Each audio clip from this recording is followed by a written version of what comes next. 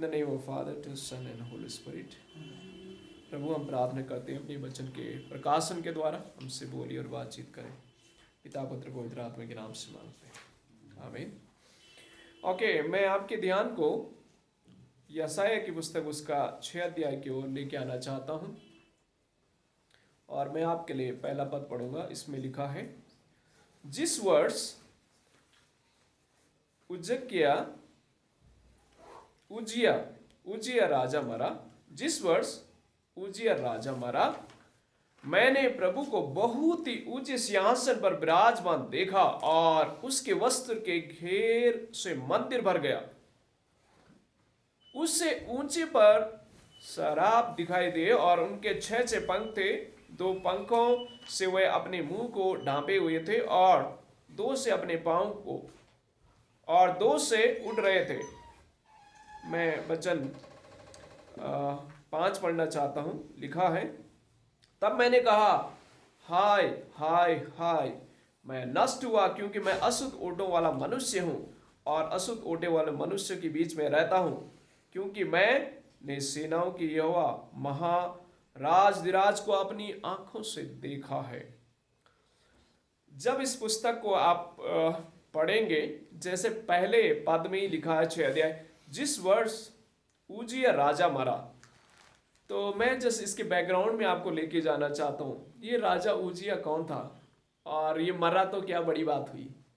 Actually जब आप इतिहास की पुस्तक पढ़ते हैं, आप इसको पर्सनली स्टडी करें। दूसरा इतिहास उसका 26 अध्याय उसका 1 पद 16 पद से लेकर 21 पद तक। पर आई थिंक ये उचित है कि मैं आपके लिए कुछ राजाओं की पुस्तक से और इवन इतिहास की पुस्तक से कुछ पद पढ़ने से अच्छा है, स्पेशली मैं इतिहास की पुस्तक से आपके लिए कुछ पद पढ़ना चाहता हूँ, ताकि इसका जो बैकग्राउंड है हमें थोड़ा सा समझ आए। इतिहास की पुस्तक उसका 26 अध्याय, दूसरा इतिहास उसका 26 अध्याय, और मैं आपके लिए एक पद पढ़ूंगा। इसमें लिखा है, तब सब यहूदी प्रजा ने उजिया को लेकर, जो 16 वर्ष का था, उसके पिता अमस्याह के स्थान पर राजा बनाया। ओके, तो ये बहुत ही कम उम्र में ये क्या बन गया, राजा बना। 16 पद कहता है, परंतु जब वह सामर्थी हो गया तब उसका मन फूल उठा और उसने बिगड़कर अपने परमेश्वर यहोवा का विश्वासघात किया, अर्थात वह धूप की वेदी पर धूप जलाने को यहोवा के मंदिर में घुस गया। वचन 18 के नेक्स्ट पैरा में पढ़ना चाहता हूं। हे उजकिया, यहोवा के लिए धूप जलाना तेरा काम नहीं है, हारून की संतान अर्थात उन याजकों ही का काम है जो धूप जलाने को पवित्र किए गए हैं। तू पवित्र स्थान से निकल जा, तूने विश्वासघात किया है, यहोवा परमेश्वर की ओर से यह तेरी महिमा का कारण ना होगा।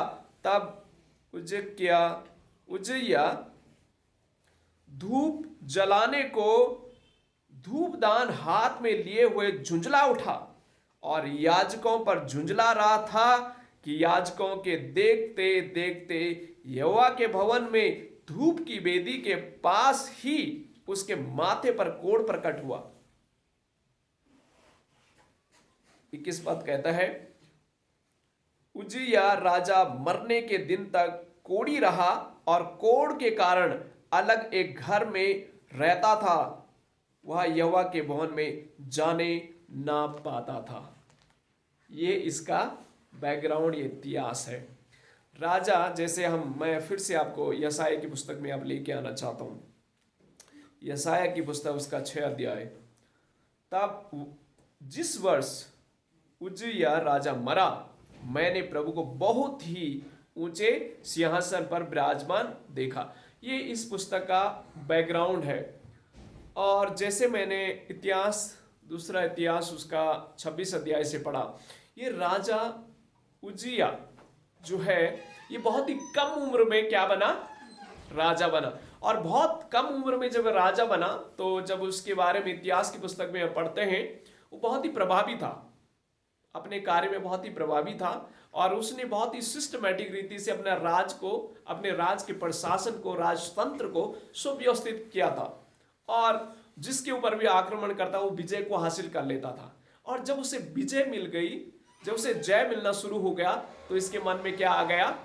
राजा उजिया के मन में घमंड आ गया, अहंकार आ गया कि मैं, परमेश्वर मुझे आशीष दे रहा है, और एक घमंड उसके मन में आ जाता है। और जब घमंड आ जाता है, एक्चुअली व्यवस्था के अनुसार, वहां की एक रीति और प्रथा के अनुसार मंदिर में या प्रार्थना की वेदी के सामने सिर्फ याजक ही जाया करते थे, और वहां पर जो धूप दान दिया जाता था, ये प्रार्थना का एक सिंबल था। धूप देने का अधिकार सिर्फ याजकों को था।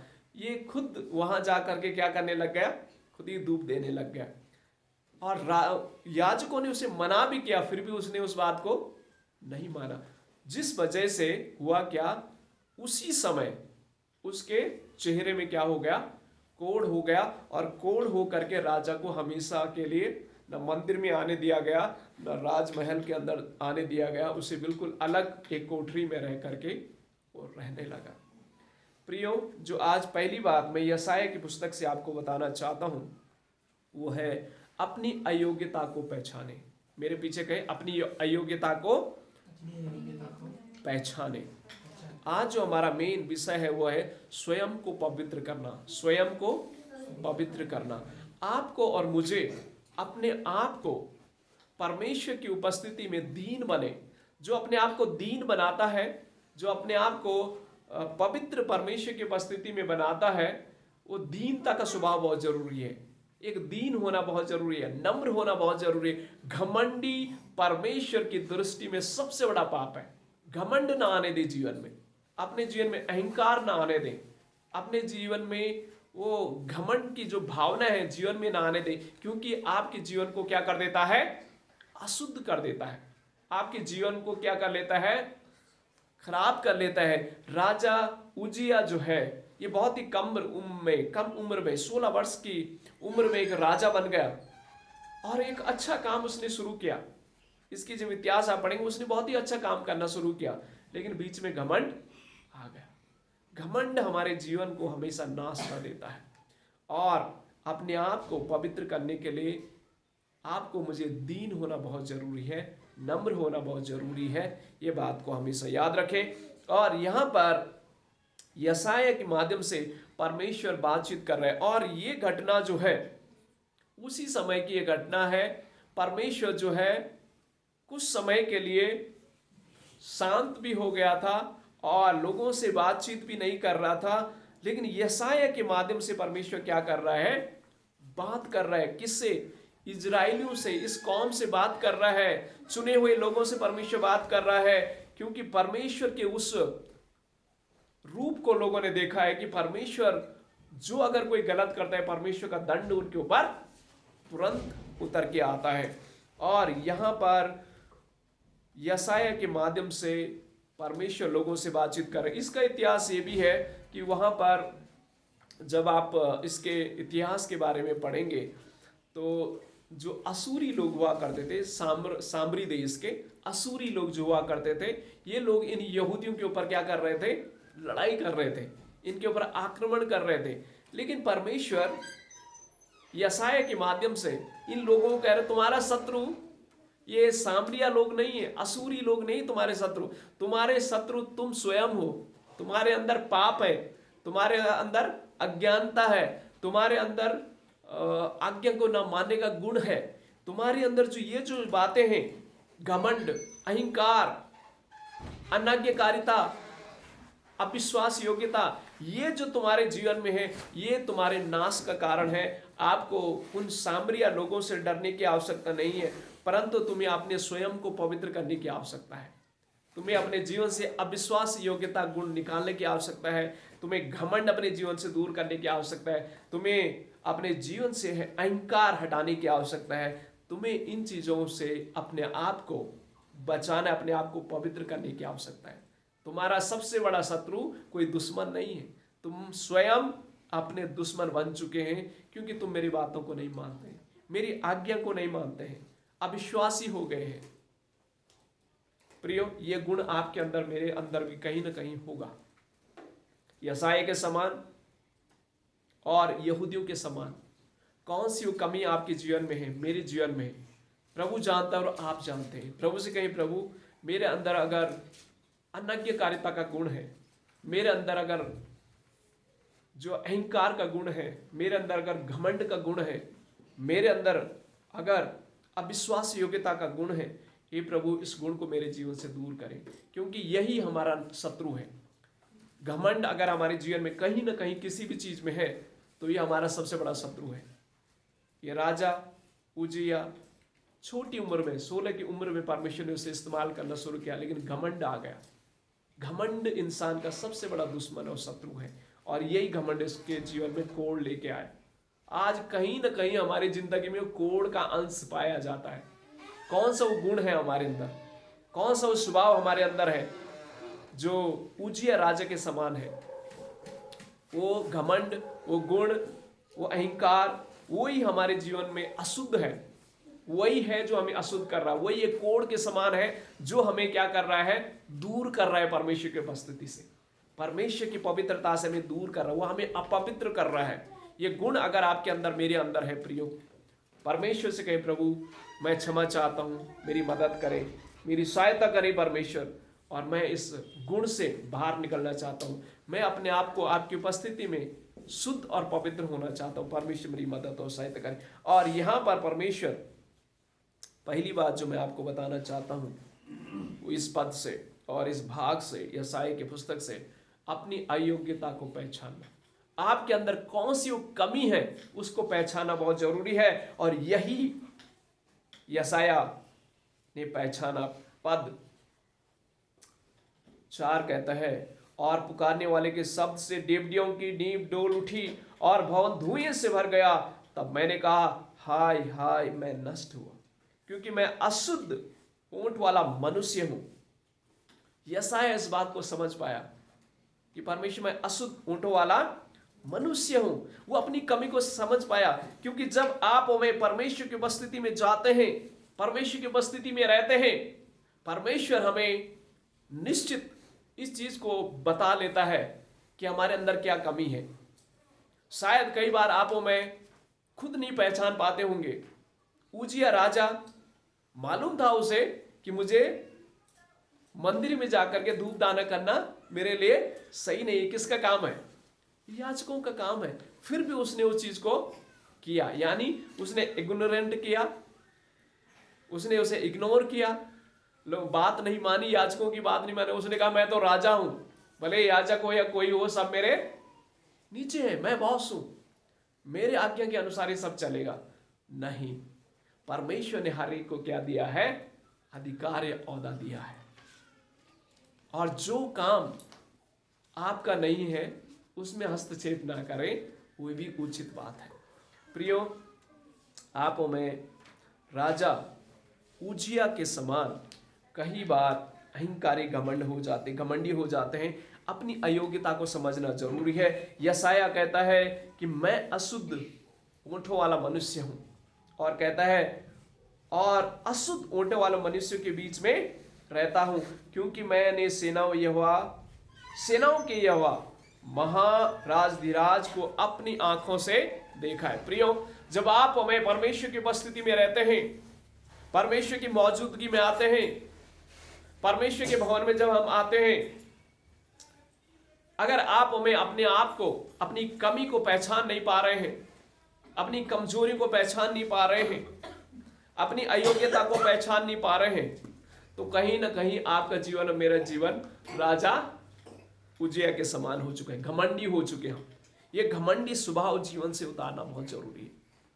ये उचित है अगर इसको हम जल्दी उतार लें, नहीं तो परमेश्वर उतारेगा तो बहुत बड़ा भारी होगा। उजिया अपने जीवन के सारे वर्षों में उस राजमहल में भी नहीं रह पाया, न मंदिर में आ पाया। परमेश्वर की उपस्थिति से बिल्कुल, परमेश्वर की उपस्थिति मनुष्य की उपस्थिति से भी क्या हो गया? दूर। वो अकेले कोठरी में जाता था, लोग फेंकते थे। अगर वहां की व्यवस्था के बारे में आप जानकारी करें, हासिल करें या पढ़ें, उस समय जिनको कुष्ठ रोग हुआ करता था उनको कुत्तों के समान फेंक के दिया जाता था खाना, उनके पास भी नहीं जाता था कोई। वो हाल उस राजा का हुआ। तो यही मैं आपको बताना चाहता हूं, अपनी अयोग्यता को पहचाने। और यहां पर जो है यशाया जो है स्वयं इस बात को, अपनी अयोग्यता को समझ पाया है और परमेश्वर की उपस्थिति में वो अपने आप को समर्पित करता है। वचन 6 कहता है, तब एक साराप हाथ में अंगार लिए हुए, जिसे उसने चिमटा से बेदी पर से उठा लिया था, मेरे पास उड़कर आया और उसने उससे मेरे मुंह को छू कर कहा, देख, इसने तेरे ओंठों को छू लिया है, इसलिए तेरा अधर्म दूर हो गया और तेरे पाप क्षमा हो गए। आमीन। मालूम है यशाया ने अपनी कमजोरी को क्या किया? स्वीकार किया। जब तक आप में अपनी कमजोरी को, अपने पापों को, अपने गुनाहों को परमेश्वर की उपस्थिति में स्वीकार नहीं करेंगे ना, परमेश्वर तब तक क्षमा नहीं करेगा। यह बिब्लिकल है। आपको मुझे परमेश्वर से क्षमा मांगना बहुत जरूरी है। कई बार आप सोचते होंगे मैं जो पाप कर रहा हूं या मैं पाप जो कर रही हूं कोई नहीं देख रहा है। परमेश्वर सब कुछ देख रहा है, उसकी दृष्टि से कोई भी छिप नहीं सकता है। परमेश्वर सब कुछ देख रहा है। वो आपके दिल के अंदर, आपके मन के अंदर, आपके सोच में, आपके विचार में, हर एक चीजों में वो सब कुछ जानता है। जब तक आप परमेश्वर की उपस्थिति में कन्फेस ना करेंगे, परमेश्वर से माफ नहीं करेगा। और यशाया ने क्या किया? उस चीज को स्वीकार किया, अपनी अयोग्यता को समझ पाया। प्रभु ये कमजोरी मेरे अंदर है, प्रभु ये कमी है मेरे अंदर। वो कहता है, हे प्रभु, मैं मान लेता हूं कि मैं अशुद्ध ओंठ वाला हूं। ये अशुद्ध ओंठ वाले का मतलब हो सकता है, इसको हम किसी भी रीति से अनुवाद कर सकते हैं, क्योंकि शब्दों में हम बहुत सारी गंदी बातें बोलते हैं। ये शब्दों में पॉइजन है, जहर है। इन शब्दों को बड़े तोल करके बोलना बहुत जरूरी है। हमारे कई बार हम शब्द नहीं कहते, लेकिन हमारी सोच में क्या है? पाप भरा हुआ है, हमारे बिहेवियर में पाप भरा हुआ है। परमेश्वर से कहे, प्रभु ये मेरे अंदर कमी है, ये मेरी कमी है परमेश्वर, ये मेरी अयोग्यता है परमेश्वर, इससे तू मुझे शुद्ध कर। मैं सोचता हूं राजा उजिया अगर वहां पर याजकों से माफी मांग लेता, शायद परमेश्वर जो कोढ़ उसके शरीर में आया शायद नहीं आता। लेकिन वो घमंड था, मैं तो राजा हूं। वही उसका अहंकार, वही वो कोढ़ उसके जीवन को क्या कर दिया? राजा पद से भी हटा दिया और परमेश्वर की उपस्थिति से भी हटा दिया। ऐसी दुनिया में चला गया जहां पर कुत्ते की जिंदगी उसे जीनी पड़ी। ऐसी जिंदगी उसकी हुई। और जब वो मर गया तब परमेश्वर कह रहा है यशाया को, यशाया उसी बेदी से परमेश्वर क्या करता है? यशाया को वो अंगार के रूप में उसके ओंठों को छूता है और कहता है कि अब तू पवित्र हो गया। लिखा है, चिमटे से बेदी पर से उठा लिया था और मेरे पास उठ करके आया, उसने उससे मेरे मुंह को छू कर कहा, देख, इसने तेरे ओंठों को छू लिया है, इसलिए तेरा अधर्म दूर हो गया है और तेरे पाप क्षमा हो गए। आमीन। अपनी अयोग्यता को स्वीकार करें, समझे, और जब आप स्वीकार कर लेते हैं परमेश्वर क्षमा कर देता। परमेश्वर की पवित्र आत्मा, ये कोयला जो है ना, ये जला हुआ कोयला, ये पवित्र आत्मा का प्रतीक है। जब प्रेतों के काम में आग के समान उनकी जीभ में क्या आया? फटती हुई नजर आई। पवित्र आत्मा उनके ऊपर आग के समान उतरा और अन्य अन्य भाषाओं में बोलने लग गए। वही पवित्र आत्मा परमेश्वर किसको दे रहा है? यशाया को दिया और कहा, तूने अपने पापों को जब स्वीकार कर लिया है, परमेश्वर की पवित्र आत्मा से तू भर जाता है और परमेश्वर से, पवित्र आत्मा से क्या कर देते हैं?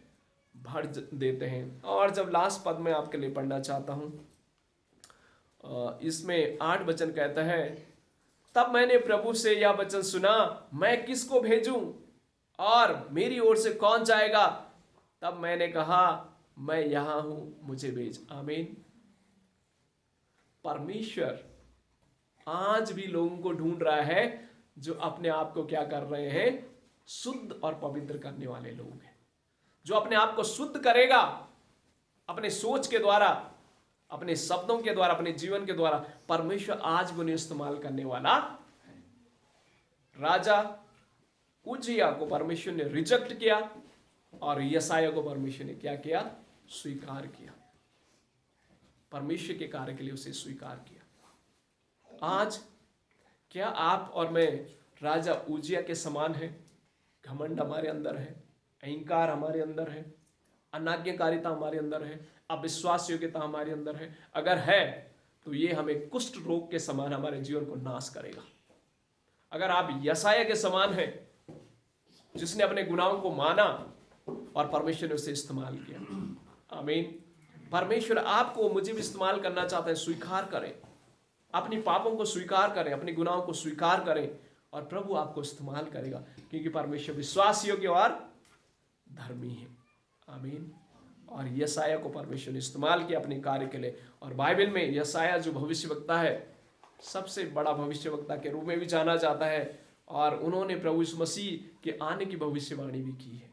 और परमेश्वर ने यशायाह एक छोटे से बालक को अपनी महिमा के लिए इस्तेमाल किया। आमीन। परमेश्वर आज आपको भी इस्तेमाल करना चाहता है, मुझे भी इस्तेमाल करना चाहता है, पर यह आपके ऊपर है, आप किसके समान बनेंगे। उजिया के समान बनना चाहते हैं तो अंत बुरा है, यशायाह के समान बनना चाहते हैं तो आशीष बहुत बड़ी परमेश्वर के आपके लिए, मेरे लिए है। तो दूसरी बात, जैसे पहली बात मैंने आपको सिखाया, अपनी अयोग्यता को पहचाने। क्या कमी आपके अंदर है?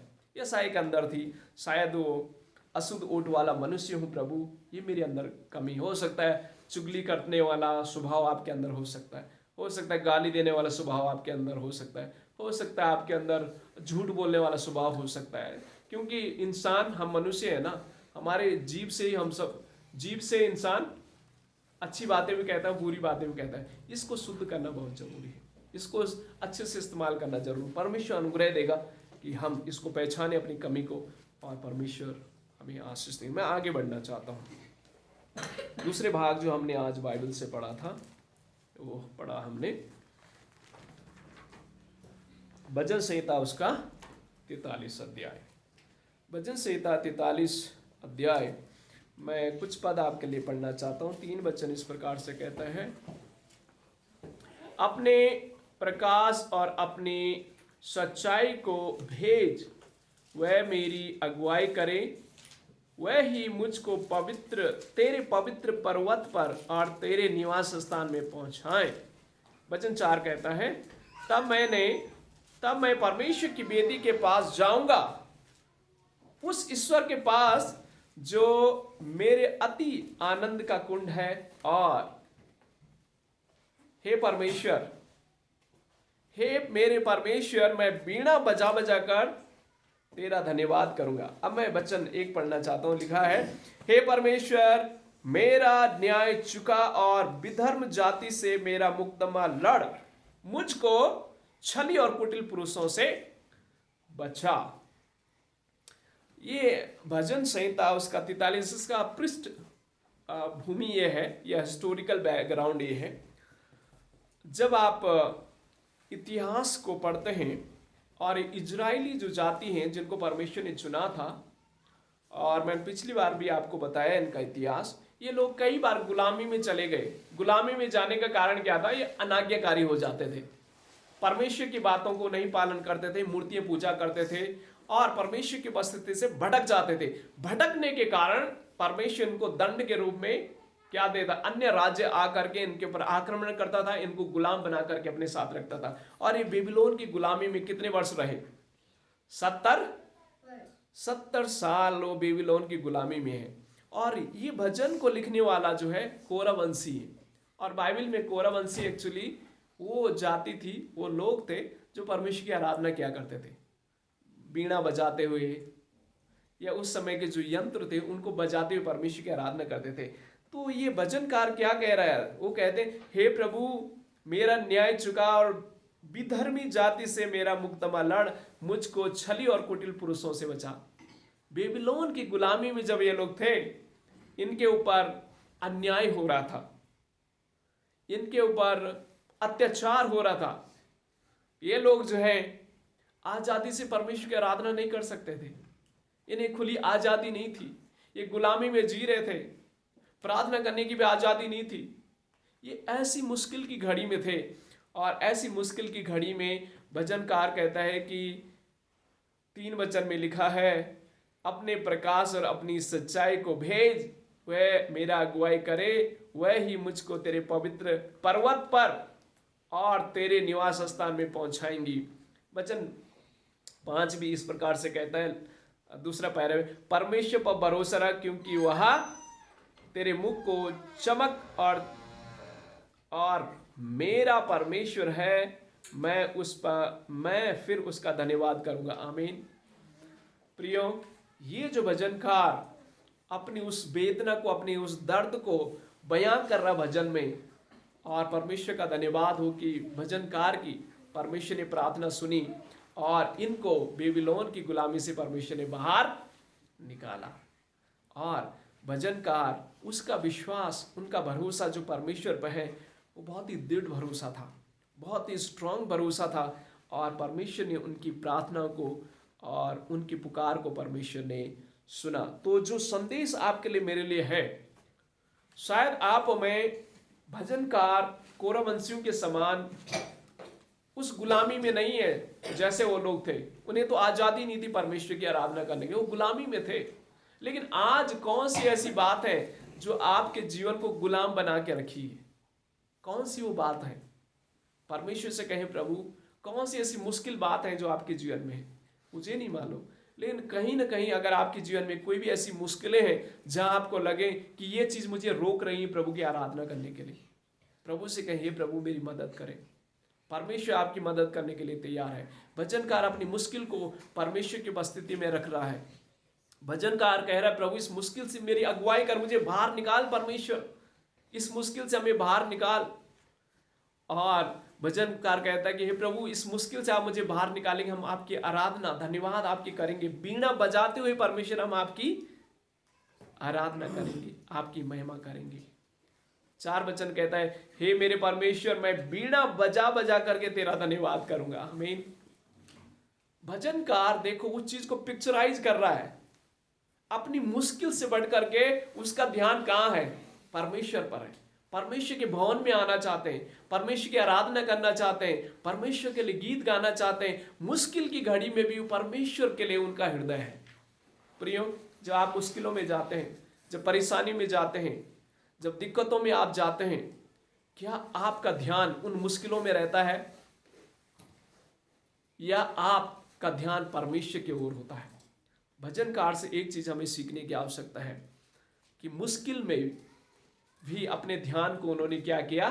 परमेश्वर की ओर लगाया, परमेश्वर पर भरोसा रखा कि एक दिन मुश्किल का अंत हो जाएगा, इस मुश्किल से परमेश्वर में बाहर निकालेगा। और परमेश्वर का धन्यवाद हो कि परमेश्वर ने इन इजरायलियों को उस 70 साल की गुलामी से बाहर निकाला और उस भवन में वो जा पाए और उस भवन में उन्होंने परमेश्वर की आराधना कर पाए। शायद जो कोरावंशी उस समय के जो बुजुर्ग लोग होंगे, शायद वो नहीं जी पाए होंगे, पर उनके बच्चे, उनके आने वाली जनरेशन वहां पर जा पाई। प्रियो, जो दूसरी बात मैं आपको बताना चाहता हूं है, परमेश्वर की सच्चाई और ज्योति हमारी अगुवाई करेगी। आमीन। परमेश्वर की जो सच्चाई है, उसकी ज्योति जो है आपकी अगुवाई करे। अगर मैं इसको सिंपल शब्दों में सारांश करूं तो यह है, परमेश्वर सच्चा है। अगर आप भी सच्चे हैं परमेश्वर के साथ, परमेश्वर आपकी हर मुश्किल में क्या करेगा? अगुवाई करेंगे, आपको बाहर निकालेगा, आपके जीवन में एक ज्योति लेके आएगा। ज्योति किस चीज का प्रतीक है? उम्मीद का प्रतीक है ना। अगर आपको अंधेरे में छोड़ दिया जाए तो आपको बस एक ही चीज की ये है, कहीं ना कहीं से हमें ज्योति या प्रकाश या लाइट का एक केंद्र मिल जाए, या थोड़ा सा कहीं उजाला मिल जाए जहां से हम इस मुश्किल से बाहर निकल जाए। तो बीमारी, परेशानी, घर के कलेश, प्रकार विभिन्न प्रकार की जो समस्या आपके जीवन में, आपके परिवार में है, आपके आसपास है, जिस वातावरण में आप में रहते हैं, ऐसी मुश्किल के समय में याद रखना, परमेश्वर जगत की ज्योति है। वो जरूर उम्मीद बन करके आपकी मदद और सहायता करेगा। लेकिन करेगा तभी जब आप अपने ध्यान को, अपने मन को मुश्किलों में नहीं, पर कहां ध्यान लगाते हैं? परमेश्वर की ओर ध्यान लगाते हैं। मैं सोचता हूं भजनकार मुश्किलों में होते हुए भी उनकी आंखें कहाँ है कि परमेश्वर के भवन में हम जाएंगे, परमेश्वर की आराधना हम करेंगे। ये उम्मीद, ये आशा, ये विश्वास, ये भरोसा हमारा होना बहुत जरूरी है। जब आप मुश्किलों में रहें, परेशानी में रहें, अपनी उम्मीद कहाँ लगाएं? परमेश्वर पर लगाएं, और परमेश्वर निश्चित आपकी अगुवाई करेगा। जैसे भजनकार कौरवंशियों की परमेश्वर ने की, आपकी भी करेगा और मेरी भी करेगा। आमीन। तो सच्चे बने रहें, अपने ध्यान कहाँ लगाएं? परमेश्वर की ओर लगाएं। मुश्किलों में ध्यान ना लगाएं। कहाँ ध्यान लगाएं? परमेश्वर के। जब आप फ्लाइट में जर्नी करते हैं ना, फ्लाइट में यात्रा करते हैं, जब आप ऊपर उड़ते हैं 1000 या 4000 की हाइट में जब जाते हैं, नीचे सब चीजें क्या दिखती है? चींटी के समान दिखती है। कितना बड़ा अमीर आदमी हो वो भी क्या दिखे? चींटी दिखेगा। कितनी बड़ी बिल्डिंग है वो क्या दिखेगी? चींटी के समान दिखेगी। जब आपका ध्यान परमेश्वर की ओर होता है ना, ऊंचाई में ध्यान होता है, ये सारी मुश्किलें आपको क्या लगेगी? छोटी सी लगेगी। तो अपने ध्यान को कहाँ लगाना है? ऊपर। कई बार आप में क्या हो जाते हैं, हमारी मुश्किलें क्या है, हम यहाँ ध्यान लगाते हैं, वहां ध्यान लगाते हैं, चारों तरफ देखते हैं, पड़ोसियों को देखते हैं, है ना, आस पड़ोस को देखते हैं, अपने वातावरण को देखते हैं, ध्यान परमेश्वर को नहीं लगाते। भजनकार की ब्यूटी देखें, उन्होंने ध्यान कहाँ लगाया? परमेश्वर की ओर लगाया। इसलिए उनको मुश्किलें शायद पता भी नहीं चली कब कट गया, कब उनकी यात्रा कंप्लीट हो गई, कब उस गुलामी से बाहर निकले, उन्हें पता ही नहीं चला। क्यों? ध्यान कहाँ था? हमेशा ध्यान ऊपर रखें प्रियो, क्योंकि अगर आप परमेश्वर अपने ध्यान लगाएंगे, वही आपकी अगुवाई करे। परमेश्वर इस वचन के द्वारा हमें आशीष दे। मैं आगे के भाग के ओर बढ़ना चाहता हूं, जो हमने कुरिन्थियों में से पढ़ा था, पत्रियों से हमने पढ़ा। पहला कुरिन्थियों उसका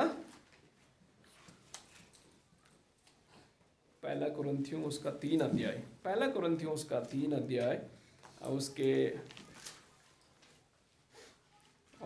उसका 16 और 17 वचन इस प्रकार कहता है, क्या तुम नहीं जानते कि तुम परमेश्वर का मंदिर हो और परमेश्वर का आत्मा तुम में वास करता है? यदि कोई परमेश्वर के मंदिर को नष्ट करेगा तो परमेश्वर उसे नष्ट करेगा, क्योंकि परमेश्वर का मंदिर पवित्र है और वह तुम हो। आप मेरे साथ कहें, मैं परमेश्वर का मंदिर हूं, परमेश्वर मुझमें वास करते हैं। अगर मैं इसको नष्ट करूंगा, परमेश्वर मुझे नष्ट करेगा, इसलिए मुझे इसे पवित्र रखना है, ताकि परमेश्वर मुझे आशीष दे। ओके, तो जैसे आगे के वचन में भी 6 अध्याय भी था, इसमें 6 अध्याय 15 और 16 वचन भी इसमें इस प्रकार से लिखा है। मैं कुछ पद आपके लिए इसमें से पढ़ना चाहता हूँ।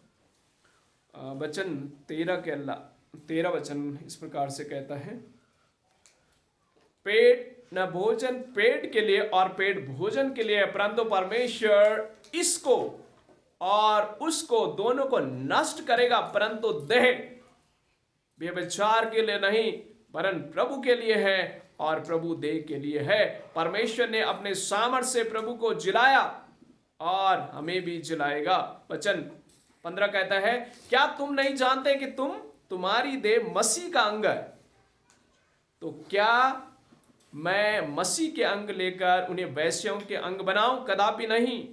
क्या तुम नहीं जानते, जो कोई वैश्या से संगति करता है वह उसके साथ एक तन हो जाता है, क्योंकि लिखा है वे दोनों एक तन होंगे। और जो प्रभु की संगति में रहता है वह उसके साथ एक आत्मा हो जाता है। व्यभिचार से बचे रहो।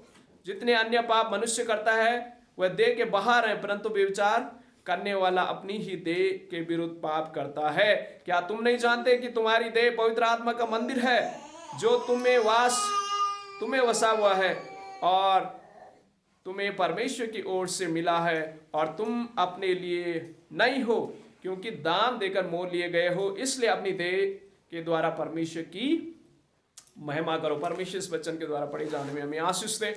और जो मैं तीसरी बात आपको बताना चाहता हूं वो है परमेश्वर के पवित्र मंदिर के रूप में जीना। मेरे पीछे कहें, परमेश्वर के पवित्र मंदिर के रूप में जीना। इसका बैकग्राउंड इस प्रकार से, जैसे मैंने पिछली बार भी आपको बताया, कुरिन्थियों की कलीसिया में पौलुस को बहुत सारा सामना करना पड़ा। सामना करने का कारण यही था कि कुरिन्थी जो शहर था बहुत बड़ा शहर था और देश विदेशी वहाँ पर लोग व्यापार करने के लिए आते थे, और 3 वहाँ पर बहुत ही फेमस मंदिर थे। और इस मंदिर की जो देवी थी उसको कहते हैं अफ्रोडाइट, अफ्रोडिटी अफ्रोडाइट अंग्रेजी में उसे कहते हैं, प्रोनाउंस करते हैं। ये जो देवी थी ये बहुत ही फेमस वहाँ थी, इनके मंदिर भी बहुत फेमस थे, और यहाँ पर वैश्यवृत्ति बहुत होती थी।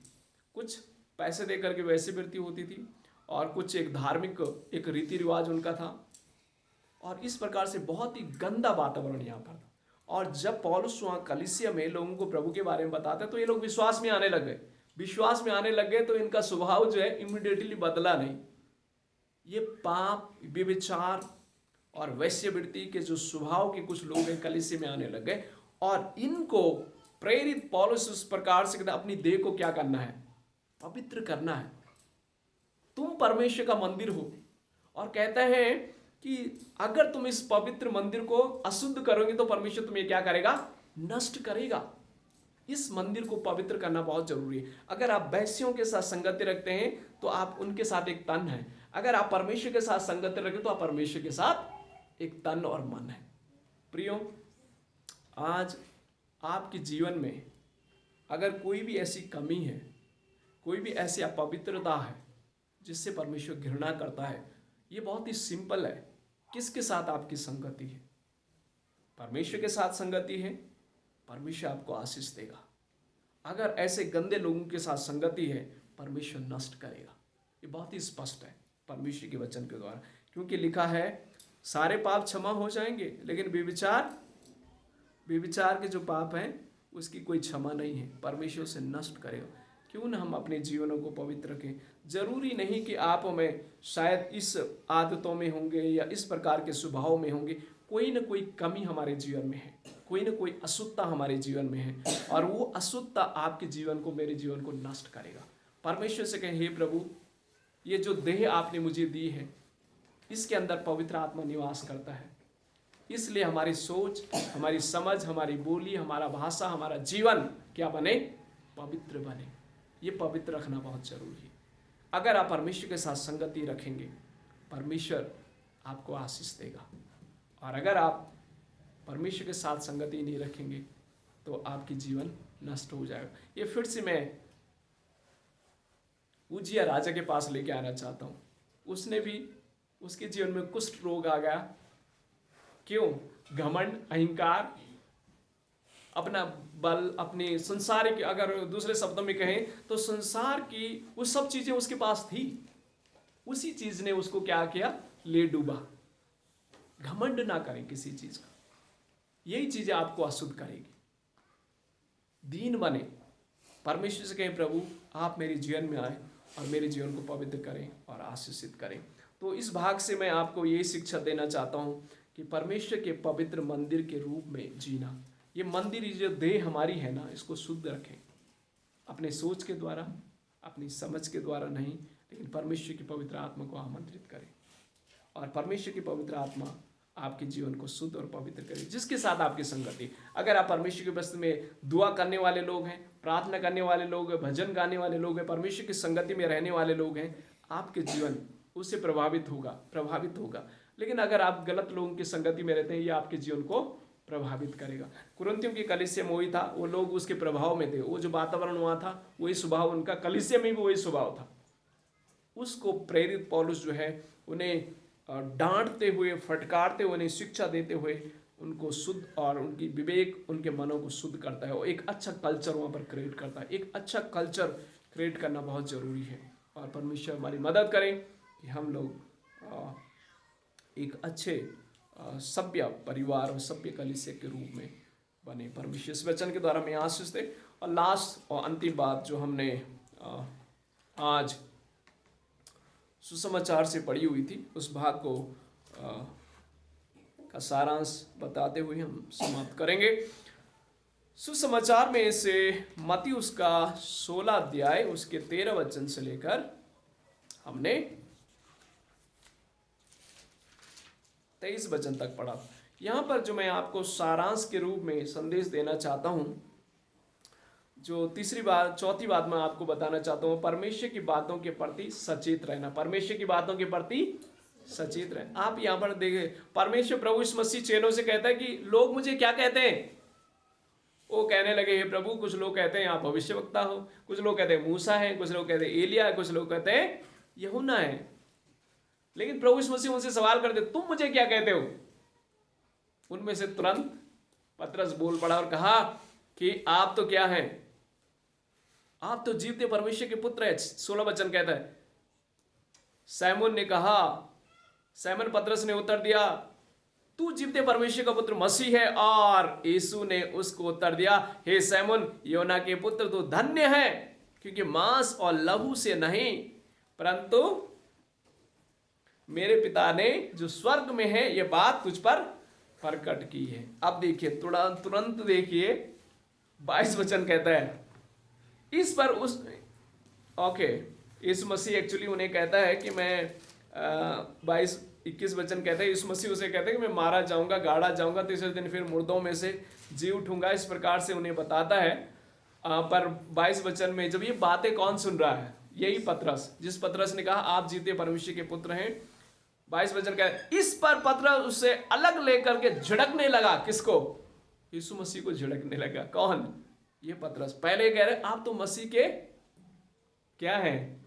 पुत्र है, आप मसीह हैं। अभी यीशु मसीह को पकड़ करके झिड़कने लगा, यानी डांटने लगा, कहने लगा, हे प्रभु, परमेश्वर न करे तेरे साथ कभी ऐसा ना होगा। देखो तुरंत यीशु मसीह का रिएक्शन देखो क्या कहते हैं। उसने मुड़कर पतरस से कहा, हे शैतान, मेरे सामने से दूर हो, तू मेरे लिए ठोकर का कारण है, क्योंकि तू परमेश्वर की बातों पर नहीं, मनुष्य की बातों पर मन लगाता है। आप देखिए, प्रभु यीशु मसीह एक्चुअली पतरस को कहता है, 18 वचन में कहता है, मैं तुझ पर अपनी कलीसिया को बनाऊंगा। और 18 वचन में कहता है, और मैं भी तुझसे कहता हूं, हे पतरस, मैं इस पत्थर पर अपनी कलीसिया बनाऊंगा, दिलों के फाटक उस पर प्रबल ना होंगे। मैं तुझे स्वर्ग के राज्य की कुंजियां दूंगा, और जो कुछ तू पृथ्वी पर बांधेगा वो स्वर्ग में बंधेगा, और जो कुछ तू पृथ्वी पर खोलेगा वो स्वर्ग में खुलेगा। तब उसने चेलों को चिताया कि किसी को न कहना। यही जिसको पतरस को एक ही कन्वर्सेशन में ये सब चल रहा है। परमेश्वर उसे अधिकार भी दिया है, और परमेश्वर कहता है, पतरस, ये तूने नहीं, परमेश्वर ने तुझ पर ये बात प्रकट की। और वही पतरस देखो, उसी को परमेश्वर प्रभु यीशु मसीह कहता है, तो शैतान मेरे सामने से निकल जाए। संदेश मालूम है क्या आपके लिए मिल ले? आपके अंदर, मेरे अंदर ये गुण दोनों हैं। ये गुण दोनों है। ये आप पर डिपेंड करता है आप किसकी सुन रहे हैं। परमेश्वर की बात अगर सुन रहे हैं या शैतान की बात सुन रहे हैं। पतरस ने दोनों स्वभाव को क्या किया यहाँ पर देखते हैं ना। उसने परमेश्वर की बातों को भी सुना, और तुरंत थोड़ी देर बाद उसने किसी की बात सुना? शैतान की बात भी सुना। और देखो परमेश्वर उसे कहता है ना, हे शैतान, मेरे सामने से दूर हो जाओ। और उसी को परमेश्वर कह रहा है। साइमन पतरस ने उत्तर दिया, तू जीवते परमेश्वर का पुत्र है। और यीशु ने उसको उत्तर, हे साइमन योना के पुत्र, तू धन्य है, क्योंकि लहू और मांस से नहीं, परंतु मेरे पिता ने जो स्वर्ग में है ये बात तुझ पर प्रकट की। यानी परमेश्वर की आवाज को ध्यान से सुनना बहुत जरूरी है। पतरस के अंदर मालूम है गुण क्या था? वो तुरंत रिएक्ट करता था। धीरजवंत होना बहुत जरूरी है, पहचानना बहुत जरूरी है आवाज किसकी है। कई बार मैंने बहुतों को सुना है, बहुत मेरे मित्र भी रहे हैं, और बहुतों ने कहानी अपने गवाही भी मुझे बताई। परमेश्वर ने मुझे कहा कि मैं आशीष आपको देने जा रहा हूँ, और ये लड़की परमेश्वर ने मुझे दी। मेरा एक क्लासमेट था, और वो लड़की भी हिमाचल की। परमेश्वर ने मुझे दर्शन दे करके कहा है कि ये लड़की परमेश्वर ने मुझे दी है। और मालूम है क्या, वो पागल हो गया लड़का। शैतान ने उसको ऐसा कर दिया कि पागल हो गया, अभी भी उसकी शादी नहीं हुई। तो कई बार हम किसकी आवाज़ सुन रहे हो बहुत ज़रूरी है, बहुत ज़रूरी है, बहुत सारे ऐसों को मैंने सुना है। परमेश्वर ने मुझे कहा कि मैं आपको ये दूंगा, ना वो रहा ना ये रहा, उसकी जीवन नर्क के जैसा जीवन होगा। सचेत रहना बहुत ज़रूरी है। पतरस की समस्या क्या है, परमेश्वर की आवाज भी उसने सुन ली, तुरंत शैतान की आवाज भी। देखो इसको डिफरेंस करना अब कई बार बहुत कंफ्यूजन होता है।